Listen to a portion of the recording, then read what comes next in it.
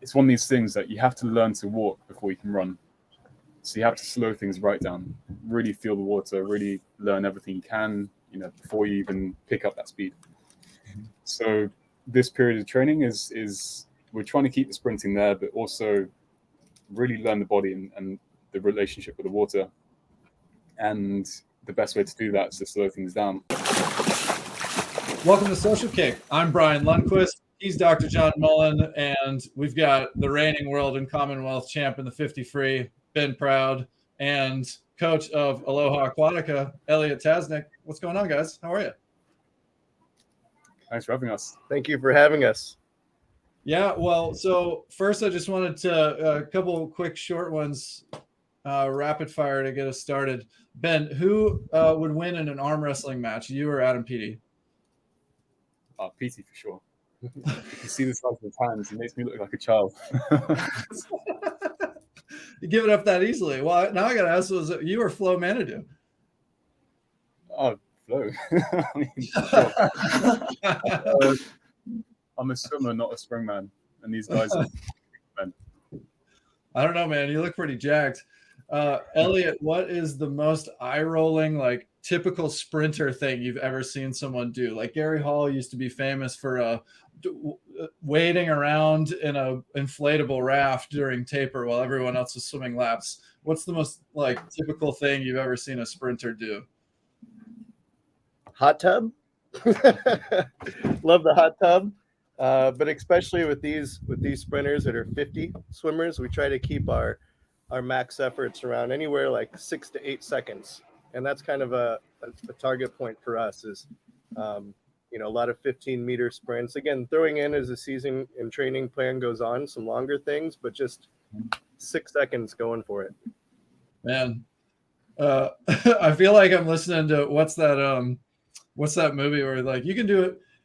Anybody can do an ab workout in 6 minutes, like 7-minute abs.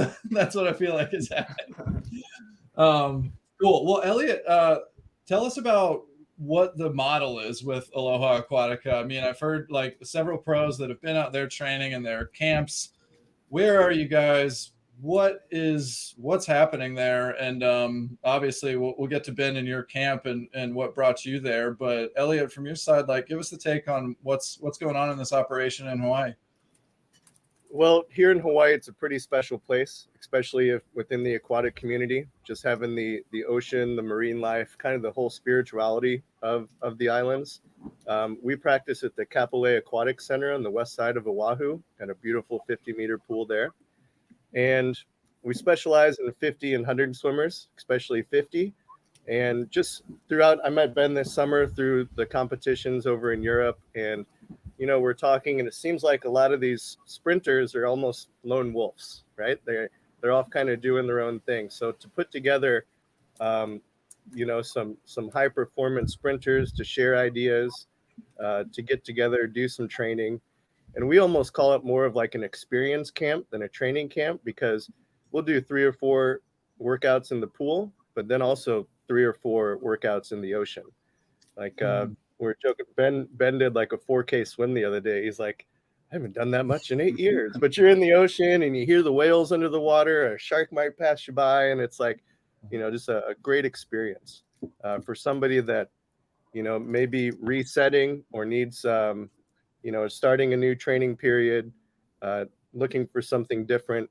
We've had athletes stay 3 weeks. We have them stay 3 months. There's no real commitment. It's just whatever works best for each individual. Is there a club component too at all that's kind of underneath this, or is it just this kind of pro visit on occasion model? It started actually with kids as an experience camp. So coming and doing, things with our friend Aaron Pearsall is here, and he's a lifeguard and doing beach sprints and ocean swims and body surfing, and then doing some training in the pool. And so, there's the pro aspect of it, but I wouldn't define that's all Aloha Aquatica is. It's an experience camp. I think our next little project will be for master swimmers. Oh, I love that.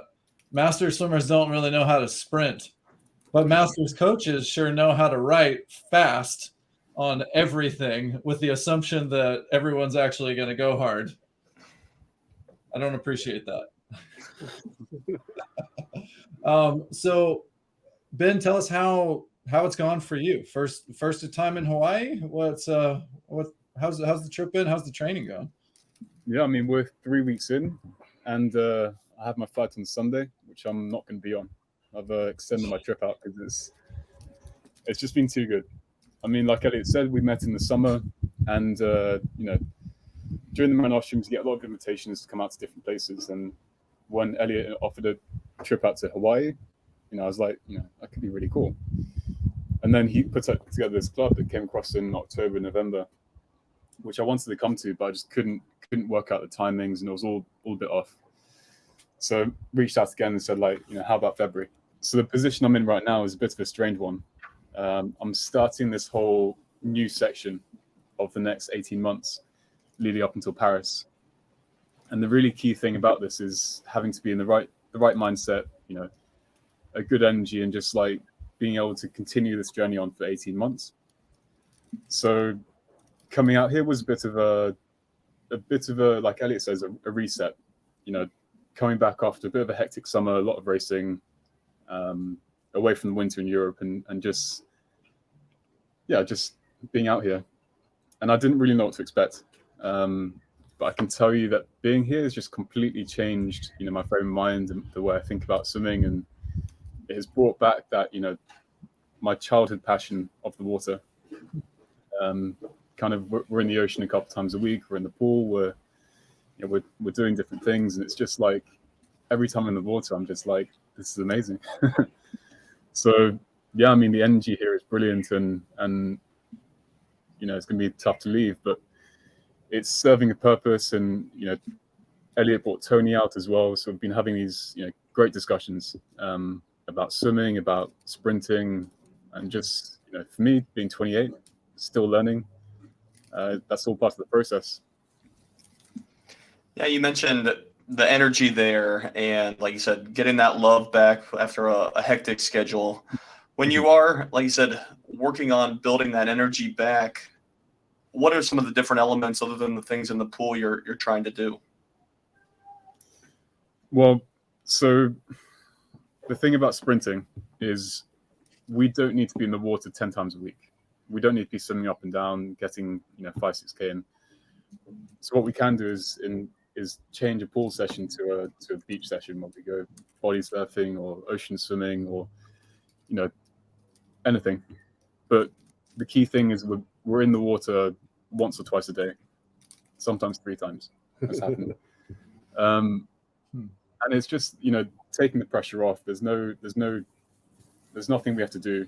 There's a few key things we have to do a week just to tick the box, but there's no obligation to get 20K a week or however much training done.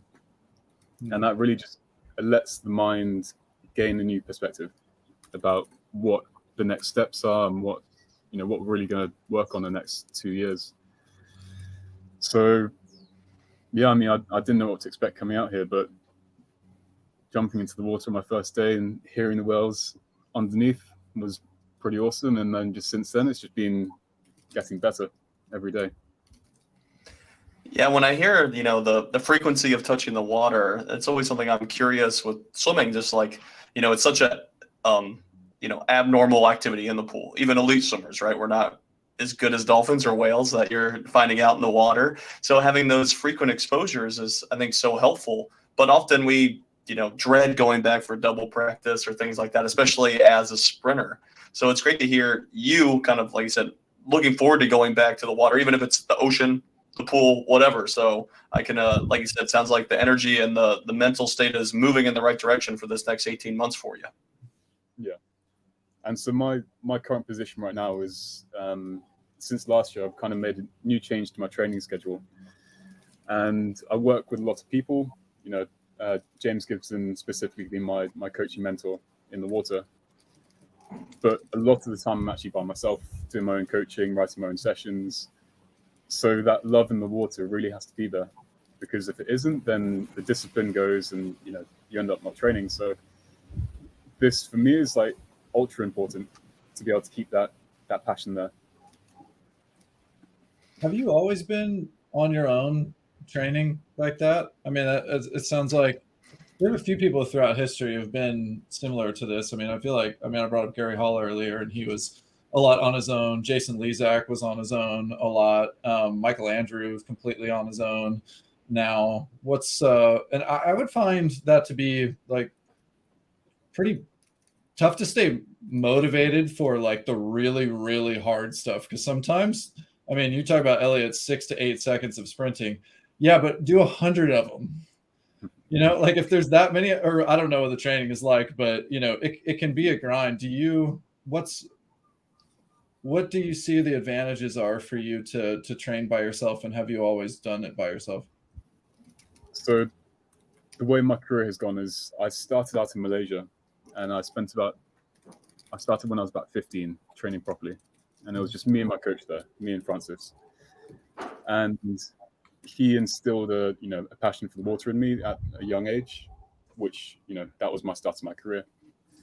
So I was by myself at the start, and then I moved into a club program in Plymouth where there was, a whole group of people, like some great friends, great teammates.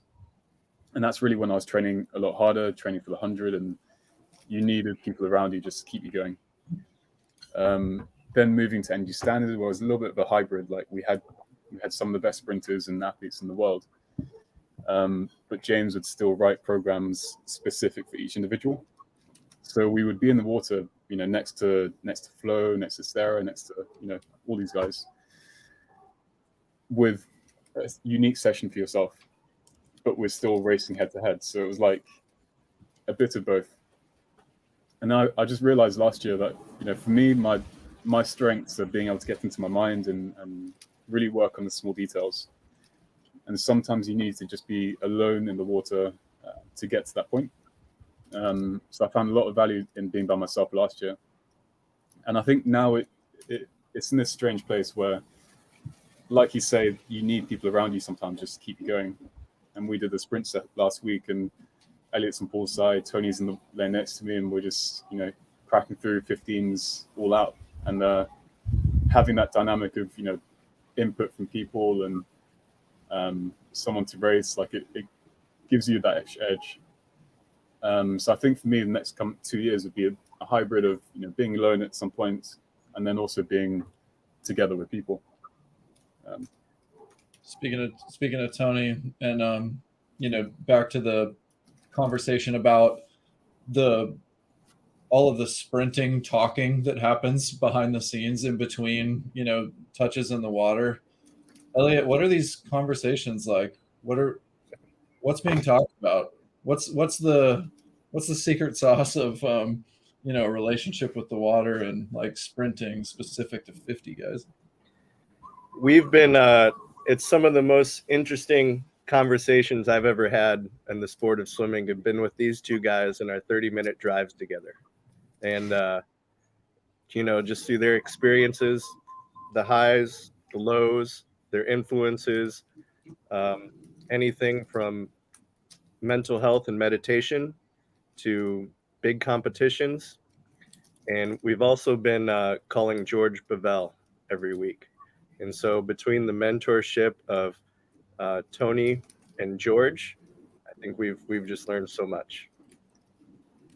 Yeah. So quick aside is George Bavell is how I'm in this room today, because George was my college teammate at Auburn. When I moved to California, George called me and said, "Hey, I'm in town. You got to come out with me to dinner with my buddy Luke." Luke picks me up, and Luke and I have been friends for almost 10 years now, and here I am in his house hanging out for a week.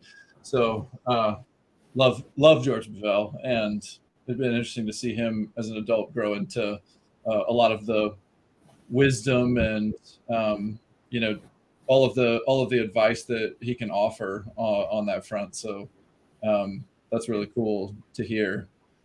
John, you had a question about the training.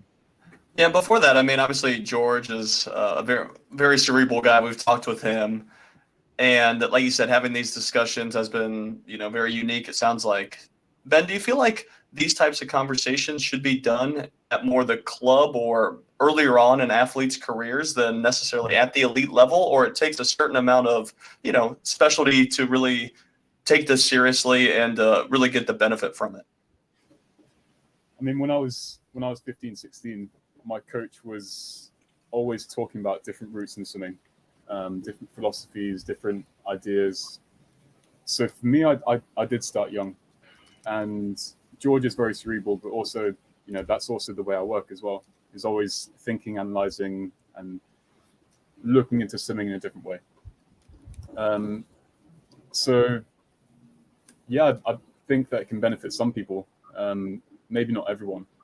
You know, for me, if you're able to be introspective and to analyze yourself and be aware, then I think all these conversations that can benefit them. So the introverts or the quiet ones in the group, this can really play to their strengths. Some people, you know, might blow it off and it doesn't mean much to them, but you know, for some, at the right time, the right place, it can be really valuable.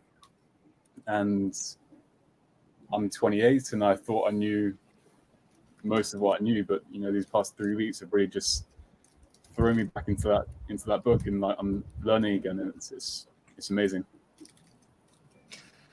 Yeah, there's always a lot to learn in the sport of swimming, and on the swimming science, or just the science of physiology, swimming has some things that we're, I think, more advanced on, but some things we're still behind on. And I think sprint swimming is one of those physiologically in training, and particularly for the 50, we're a little behind on. And Elliot, you mentioned these short, 5 to 6 meters, things like that. Some coaches and people in the sport will hear that and think that's absurd or not truly necessary. But what types of benefits have you seen implementing such short training? And maybe give us an example of some sort of sets and how you implement it with some of these elite sprinters. It's kind of a fine balance of pushing hard, but not getting to the point of breakdown. A lot of these athletes are very big and strong, and if we go past that line, it's going to take a week or two to get back. So it's really, this is the first time Ben's been sprinting this season, this year so far. And so we've been, just building these 15-meter sprints, 5 to 10 to 15, and then seeing where maybe that breakdown point, whether it's in the stroke or the mind, is. And then, if it was at number 8 last week, let's pay special attention between 8 and 12 in the next week. And then, when that symmetry or the spacing of the stroke breaks down, it's like, okay, why? And then let's hit a reset button. Let's think about that. But, I think for them, I mean, a lot of swimmers talk about taper, but I think for these pure sprinter 50 swimmers, it's like more refining and focusing on the details to where the load never gets too big that they just have to couch it for a week or two. Does that sound about right? Yeah, I mean, it's throughout the season, you always want to be working close to top end speed, and you're never going to get that if you're just completely drained and fatigued. So I've experienced a lot of times where we just get pushed a little bit too far and things just deteriorate. And if you're unable to work on, the right stroke at the right tempo at the right speed, then there's no value. I mean, or very little value. So you can work very smart and just, be very specific and analyze it and not overdo it. And you actually get a lot more out of the process. Mm-hmm. So right now our schedule is pretty much 3 times in the pool. 2 of them are after a lift, and it could be anywhere just from 500 to 800 yards. And that's our play time. So that's when Tony's, showing us these new drills that he just completely made up back when he was working on something in his stroke in like 2011. Mm-hmm. They got funny names, and it's just seeing Ben do them and to see their awareness. Like some of these drills, like it would take me 6 months to try to get it down right. And then Ben on his first or second try has got it. So it's pretty impressive, kind of the body awareness and the movement of the water that these guys are familiar with.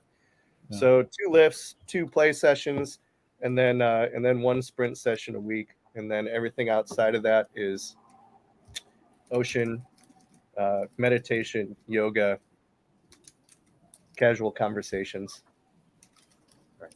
We were talking to Bruno Fratis a few weeks back, and He said that he does all of his technique training at speed. And it sounds like what you guys are describing is a good bit of feel for the water coming from slower speed stuff. What do you think about those kind of two schools of thought and developing technique at a slow speed, and how that applies when you're moving at top speed, Ben? Well, so in about 2 or 3 months, I'm going to be bringing back what the type of stuff Bruno does, working technique at more speed. So we bring in the fins, we swim distance cycle work, and we're really focusing on that stuff. So I do see value in that, moving at the right speed, but also being very focused. But it's one of these things that you have to learn to walk before you can run. So you have to slow things right down, really feel the water, really learn everything you can, before you even pick up that speed. So this period of training is we're trying to keep the sprinting there, but also really learn the body and the relationship with the water. And the best way to do that is to slow things down. And that's how I did things, right at the start of my career. And it's what I'm bringing back now. So, but it's enjoyable because Tony is, to me, probably the best swimmer in the water. When he was around 2012, 2016, it was very normal that people would say his swimming speed is the best. I also see him as one of the greatest minds in sprinting, but seeing him in the water demonstrating his drills that he's created, it's so cool because he's obviously spent a lifetime working with the water to get to this place. Mm-hmm. Me, who's also spent my lifetime working in the water, to see someone so advanced and thinking about things so uniquely is such an inspirational thing. And it's funny, I was questioning one of the drills and saying it's super advanced, and he was like, yeah, I'm Olympic champion. So that was really I had to nod my head and be like, you're right, that's how good I think I am. He's been there, he's done it, he's experienced it, and he's he knows only what a very few people know. So is there any way that you can describe what that drill was without a picture of it? Some of it's spinning through the water with a great reach and body line. Some of it is upside down or backwards. It's really just very different, or swimming at an angle. Very unique. But during these play sessions, what we've been talking about is slow is smooth and smooth is fast, and that's kind of the goal of these drills, and just swimming as big as we can, holding as much water, be smooth, then be fast.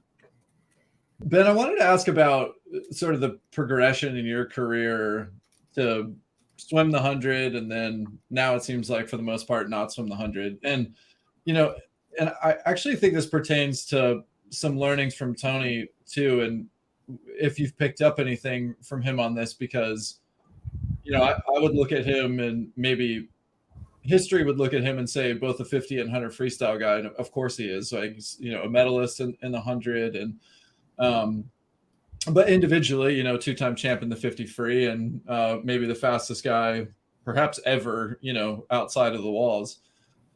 But one of the things that seems to really stand out when you watch Tony swim is his free speed and his ability to, and I think perhaps that's what made him really successful in the 100, is he had top end speed as a 50 guy, but he was able to translate that to really good 100 freestyles with a really high ability to swim at a really high speed, but without putting out the effort that prevented him from swimming a fast back end.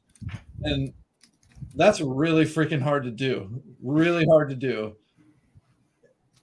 Is that something that you've experienced in your journey with the 100 freestyle, in terms of because you have all the top end speed that Tony has, but those finishing the 100 is really hard to do when you're swimming at that speed on the front end. So I'm curious, Have you picked up anything from him? Has that been a struggle for you at all with the 100, to the point that you said, you know what, like it just doesn't align with me. My strength is this top end speed. It's sacrificial to my success in the 50, and to like even mess with trying to do that in the 100, or I just don't know how to swim easy enough to be able to finish it. So what are your thoughts on that? So I'll start with Tony, and I think Elliot mentioned this, or Tony had, but he trained for the 100, but planned for the 50. So he had the ability to go longer and do it, but his mental focus was the 50. And the thing with Tony is that he's probably got the best affinity with the water that I've seen, definitely in sprinting. You know, his ability to move and create and flow. He's a waterman. He lives and breathes water. And this is where sprinting becomes very undervalued. People think that sprinting has to be strong and heavy, and you thrash through the water. But actually, when you get to this top end limit of trying to get to 21 lows, it becomes much more about how graceful you are with the water. How much water can you move without fighting against it. And so Tony demonstrates that day in, day out when he's in the water. As for me, so my background is I started swimming in Malaysia, and my only goal was to become world champion in 50 butterfly. I wasn't a freestyler, I wasn't a 100 swimmer. But then moving to England and moving to Plymouth, very quickly we had to have this discussion that I had to choose either the 50 free or the 100 fly. So I chose the 50 free, and with choosing the 50 free, it meant to qualify for the teams. In the British team, they wouldn't take me if I was just a 50 swimmer, if I just swum the 50 free. Their qualifying times were always completely out there. But the way I could qualify was getting onto it through a relay in the 100. So coming first or second in Britain and 100 free. So I had about 4 years where I had to train for the 100. It wasn't my choice. It wasn't my passion. It never was. But I had to do it purely to get there so I can swim the 50 free, swim the 50 fly. And it took a long time to get to a position where I could say, for swimming, I'm not doing the 100. I'm focusing on the 50, which is always my goal. Because more recently, in the past kind of 5 years, the 50 and 100 are just going completely different ways, physiologically, mentally, technically. There are studies I've seen that talk about the physiological energy systems that you have to use, and the difference of the 50 and the 100 are completely different, whereas the 100 and 200 are actually very similar. So you see in Britain right now that the great 200 swimmers are now delivering great hundreds, because physiologically it's very, very similar. So I never had that passion for the 100. Every now and then it was good fun, to kind of grind it out and swim, push your body, but it just didn't sit well with me. So I dropped it as soon as I could after 2016 and focused purely on the 50, because I believe that technically you can't swim the same stroke in the 50 and the 100. And I mean, physiologically, I never had the background. I never had that endurance as a kid, and that worked out to be my strength in the 50, but a very big weakness in the 100. Yeah, I think it's all too common in swimming, right? You think, oh, we need to have multiple events. You need to be good at all these different things. You need to be able to swim up and swim down. And part of that might just from being on teams where you need to fill in different areas. But at a certain level, you have to call a spade, and the 50 is way different than the 100. And I think anyone that's been around the elite swimmers know this, but we still these square pegs and round holes or make it all fit. So with your, push more and more towards the 50, what some technical things are you trying to continue to fine tune, or maybe like ditch the bad habits of that 100 free that's still maybe, back in you internally, or maybe? I mean, I think I'm lucky. I never really picked up any 100 habits, and that was my problem. I couldn't do the stuff that makes a good 100. But I try to analyze the 50 as deeply as possible. So to the finest details, whether it be the dive, the underwaters, breakouts, the feel and flow of the water as you're swimming. And so I try to break that down to the smallest level and then pick on the bits I have to work on. And it's individual. You know, my body is different to Tony's, which is different to Bruno, which is different to Flo.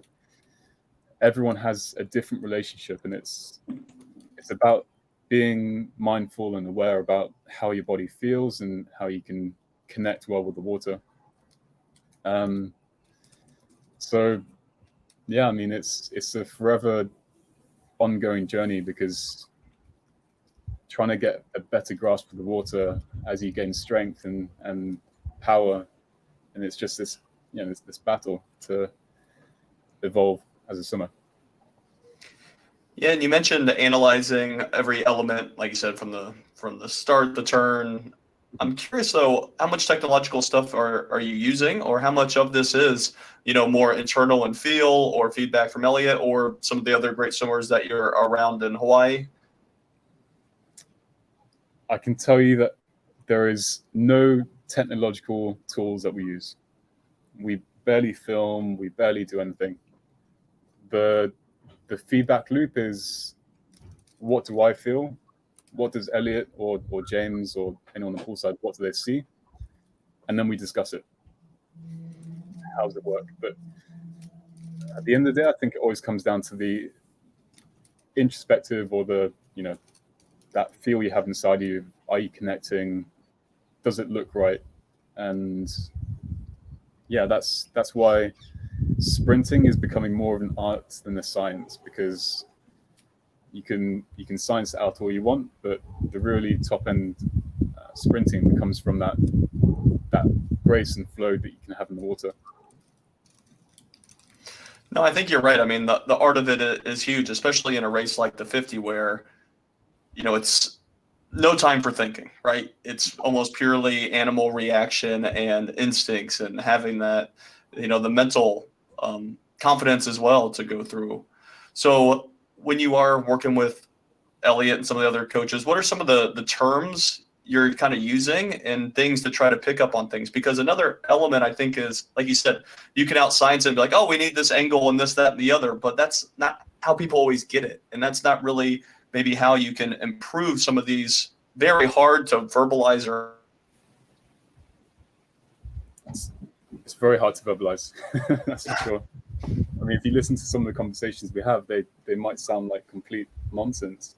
But when you're there and you're in the moment and you're talking about it, it makes sense. And we find ways to get the internal world out there and discuss it.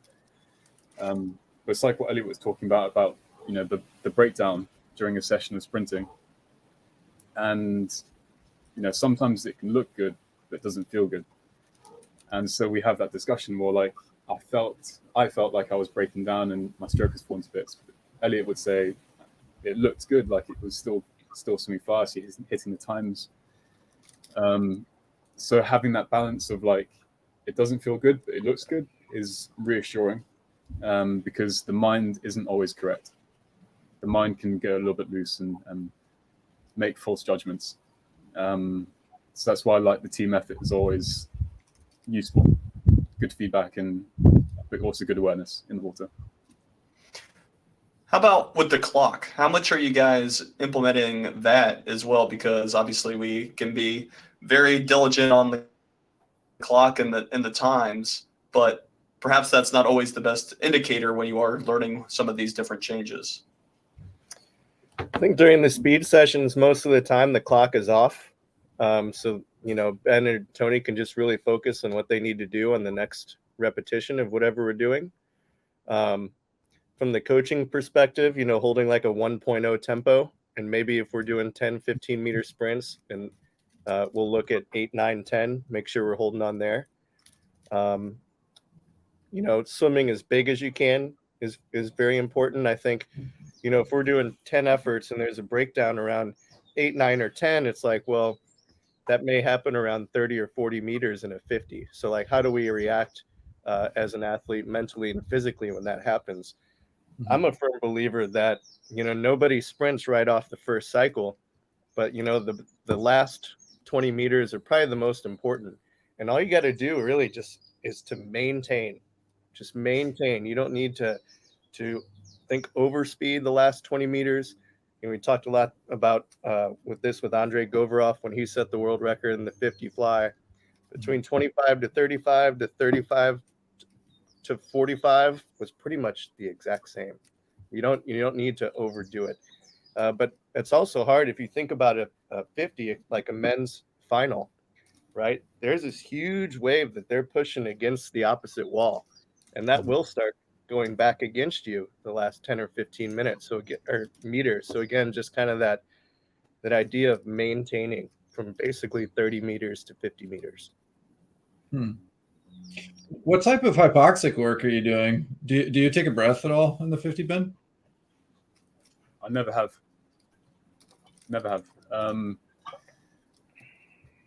The breath holding side, the hypoxic side, you know, you can train up until a certain point.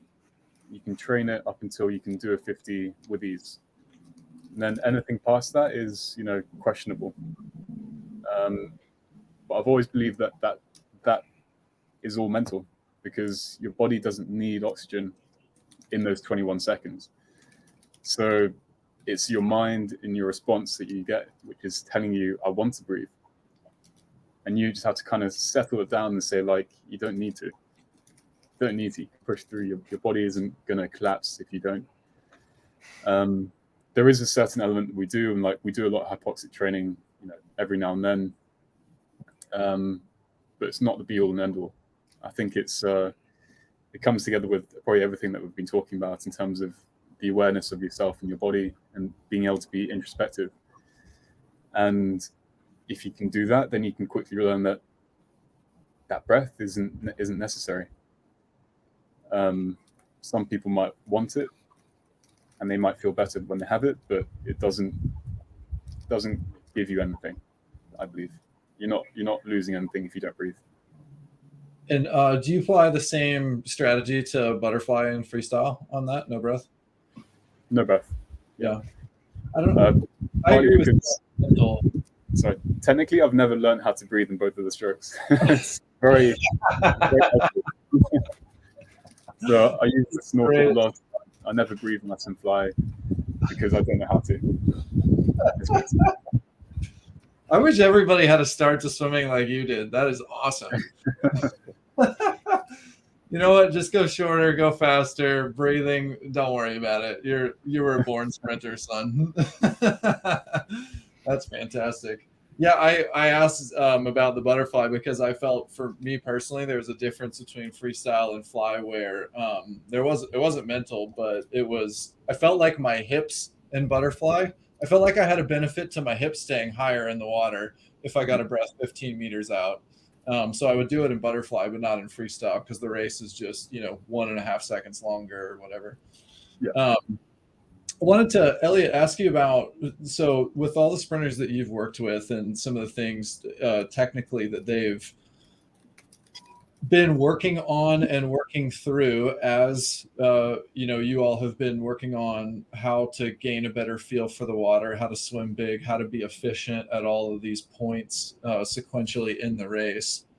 What are some of the challenges that you've seen some people have that they're trying to work through that are difficult for them to figure out a better feel for it? For me personally, I remember working with David Marsh on trying to set the catch really early. And I compared to Fred Biscay and Cesar Cielo and George Bavell for that matter, all training together, where they would catch the water was further and earlier than I felt like I was able to do. I could set a catch, but the catch was just lower. And for whatever reason, it was just tough for me to get that rhythm down. Is there anything technically that you've come across with a swimmer that's just been like really tough for them to figure out? And also, what's the progression mentally for them to get through that? Well, I think with the sprint freestyle, a lot of it is focusing on that front third, just as you mentioned. So where it's almost you're lifting yourself up, and then once you get to about 45 degrees, it's on to the next stroke. And you know, some people still may like to swim like pulling hard all the way through or past their hips. So it's kind of just that front drive in front. And then, you know, each person is extremely unique. It's like Govorov would love just hammering 6 seconds with a parachute full equipment. Whereas a Tony would be like, why would I ever put anything on that would slow me down? So he's like anti-parachute. And just everybody's very different in those sort of perspectives. I think Ben will sometimes use like a resistance cord, but I think that's still a kind of a minimal part of his training. And I always thought it was just interesting when Tony would say, you know, I would like to wear fins because they make you grow 6 inches, but it still for him feels like resistance. So he's just like, why would I ever put anything on that would slow me down?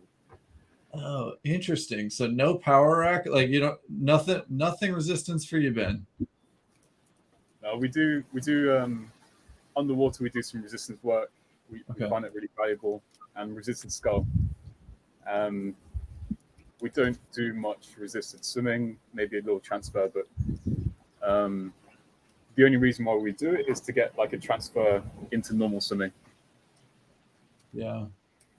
Speaking of the underwater aspect of the race, what do you think about the progression of short course racing, especially in freestyle being, I mean, you won a silver medal in December next to Jordan Crooks, who's going really fast short course yards right now, is maxing out 15 meters, and actually on that same scene on the, well, both short meters and short yard side with Kate Douglas and some of the Virginia women and Gretchen Walsh and Maggie McNeil, like all of these people are really maxing out 15 meters. Actually, even in that same race in Melbourne, Dylan Carter maxed out 15 meters to win a bronze medal. Like, I would imagine most of your focus is still on the long course 50, and so it's less of a component to that race. But what are your thoughts on just like the progression of the importance of underwater in freestyle, as well as all the other strokes, and what component is it in your training? So we were speaking about this the other day with Tony about the underwaters, and there's been lots of different people who've tried to go short and shorten the underwaters, get up and swim. But for me, ever since 2012, I'm watching Flo swim, Flo Manadu. When he won, he kicked to 14 meters, and off the back of that, we looked at him and we're like, this makes sense. Physiologically, if you can get to 15 as quick as you can without having to swim, then you've got so much more energy in that last 35 meters. And technically, it's easy to make the underwaters as quick as freestyle. So it just makes sense to kind of maximize it. It's one of these things. You if you put time into it, you get better, and the more time you put, the better you get. So I've done a lot of underwater kicks in the past, but mainly just off the dive. The transfer of energy through the entry into the water to the breakout. That's been my most important thing. So my kick doesn't really generate speed, but it maintains speed on that. So trying to get that right balance of the kick, but lacking resistance is my key component. So trying to get further without losing any speed in that dive. I think 15 meters for sprint 50s comes really quickly, right? This happens it's almost like you have to intentionally get yourself up. We were joking around the other day. We're like, wouldn't it be cool if in the 50s you could go 20 meters off the start, but the turns are still 15? It's a slippery slope, Elliot. Where does it end? If we do that, let's just forget the rule entirely and go 35. Screw it. I want to see Jordan Crooks do a 50 short course underwater. I reckon it'd be incredible. You got to dare him to do it. I'm sure it's been done off camera.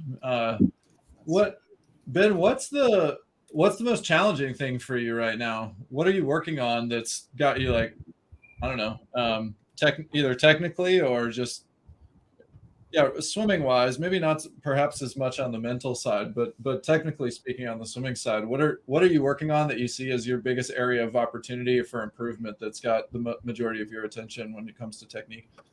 So for me, it's the last 15 meters. There are lots of aspects in that part of the race that, you know, are lacking for me. Last year it was purely the lack of sprint endurance, the lack of training, the lack of everything. I would get to 35 meters and just have a bad decline into the wall, where my legs weren't able to keep up, my stroke rate starts to deteriorate, and I'm working as hard as compared to the rest of the race, but I'm slowing down massively. And that was the most frustrating bit, because, you know, I felt great in the water, but I just wasn't able to maintain it. Mostly due because I didn't have the work last year. I didn't have the January through to April training. So this year it's all about stepping up a little bit, not changing it completely, but just stepping up a little bit more work, more endurance, you know, being a bit harder on myself physically, and but also keeping all the good habits. Because I spoke about this on one of my other podcasts, but, you know, we use in sprinting the phosphocreatine system, which is 10 to 12 seconds. And the science isn't completely right, but, you know, roughly 10 to 12 seconds, which in a 50 brings you to about 35 meters. So you go through a physiological transfer from that PC system to a anaerobic system. And my anaerobic conditioning has been good in the past, but right now it's just not there, because that one needs a lot more work. It's like the first step to training towards 100. So for me, it's really about getting into a good place so that I can push my limits on that anaerobic side, which will hopefully give me the ability to finish harder into the wall. Which, you know, world champs, Commonwealth Games, Europeans last year, that was always the point. It felt great, and I just start breaking down. Yeah. Well, you mentioned, like you said, trying to improve your sprint endurance there and the anaerobic system, and the training wasn't there in the past. What types of things do you envision yourself focusing on, you know, practice-wise, set-wise, to help you out those last 15 meters? We have a great skeleton plan that I've always followed since moving to James in 2017. And it's three simple sessions, you know, an overspeed session, 50s max with fins, then a speed endurance session, which is a bunch of 25s with aerobic recovery and all this, and then ultra short race pace at the end of the week. So 3 very simple training plans. And if I can just get back into doing, you know, a 4-week block where I can do this, that will already be far much more than I did last year. So the plan right now is, you know, we're building in this February period, and March I'll up the load a little bit, so that April, May I can hit a good block of work. Yeah, and I mean, I'm 28 now, and I'm not 21 anymore. So it's understanding the body and the physical limits a little bit better.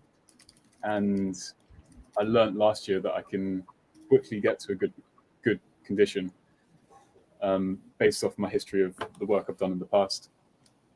So if I can get that good block in, then I'd be happy going into the summer of racing this year. Theoretically, do you ever think there's any way to increase your creatine phosphate system to elongate from the, like you said, the rough standard 8 to 12 that textbooks show? Do we think that could be elevated a little bit longer, and what implication that might have for, you know, swimming in general, at least sprint swimming? So I'm not an advocate for supplements, but the only thing I do supplement is creatine in my diet, because that just really brings your creatine stores up to its limit. And I mean, from the science that I've read, it's every body has the same limit. You know, there's only a certain amount you can store in your system.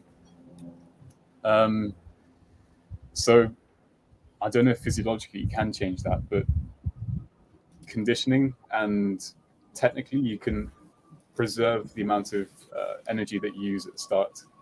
So the mention about kicking to 15 meters, that's so that you save some of that really high explosive energy for when you start swimming. So it delays everything a little bit. You know, off the dive, you're not using the same energy system as your swimming speed. The underwaters are different from your pool. So there are elements that you can play around with, and it's not it's not black and white. It's a gradual shift of energy systems through the race. And a bit like what I was talking about Tony, you know, he has an amazing affinity with the water. So I think sprinting, if you can get better with the water, you have less resistance, using less energy, then you can almost carry that all the way through the 50, which I think is something that I'm trying to discover for myself and trying to learn. Oh yeah. So do some rapid fire questions to finish up, guys. Elliot, what's the hardest race in swimming? 50 free. Ben, what's the hardest race in swimming? 200 free.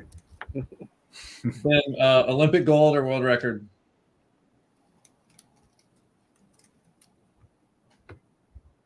I don't know if I can answer. Both are beautiful. Elliot, what do you think? Olympic gold or world record? World record. Ben, do you pee in the pool? No comment. Elliot, what time do you think wins the 50 freestyle in Paris?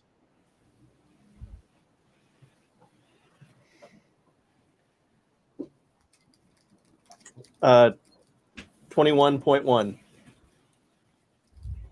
Still, oh, do you think that we'll see a 20-point before then?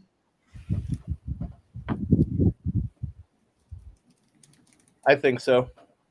I mean, again, this comes back to the Olympic gold versus the world record. It's right. The Olympics are no easy feat. Sorry, I'm going off on a talking tangent here, but you walk so much during that. There's so much talking and interviews. Whereas, that's capturing that particular moment on that particular day. Right. World record lasts a long time, and I think some of these fastest 50 frees we've seen before aren't always necessarily at the Olympics, because that event is a bit of a stressor. But if you're able to capture that race at that particular moment on that day to win gold, it's very special. Ben, what's the highest lactate reading you've ever generated? I've been at 24.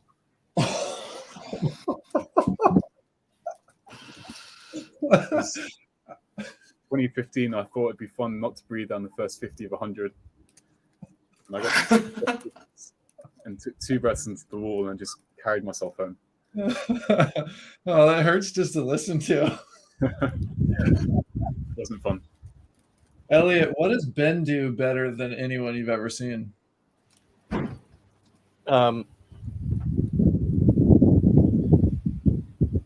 He is extremely mentally strong and can learn things quickly and is open to other things and learning. And I think the mental strength and awareness has been very impressive.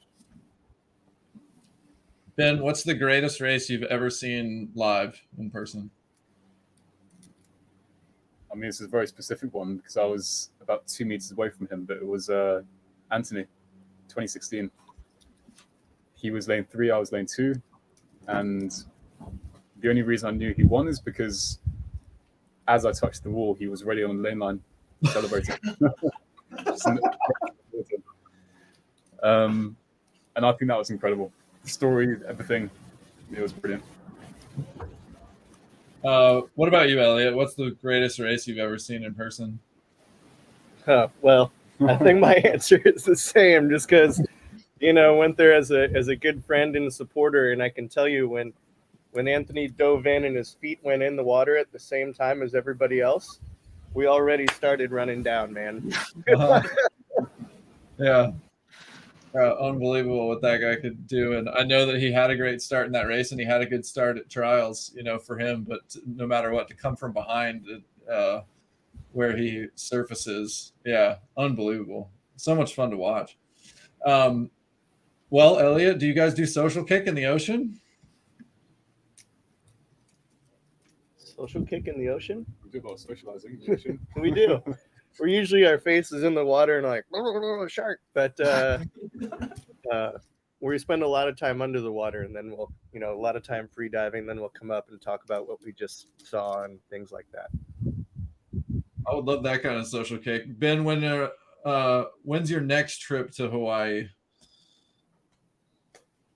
Hopefully soon. Hopefully after. He's got to leave first. I don't know if he's ever going to leave. That's the hardest part. It's your duty once you come to Hawaii and you have this experience that you go out in the world and you spread the aloha. Oh yeah. All right, well, that's a good place to end it. Guys, thanks so much for the chat. Really fun to get to hear about what you're doing, and a lot about the operation of the brilliance of the mentality of elite sprinting. So you know, and what it takes to get your mind ready to do that for the next cycle. Thanks very much for the conversation. Appreciate it.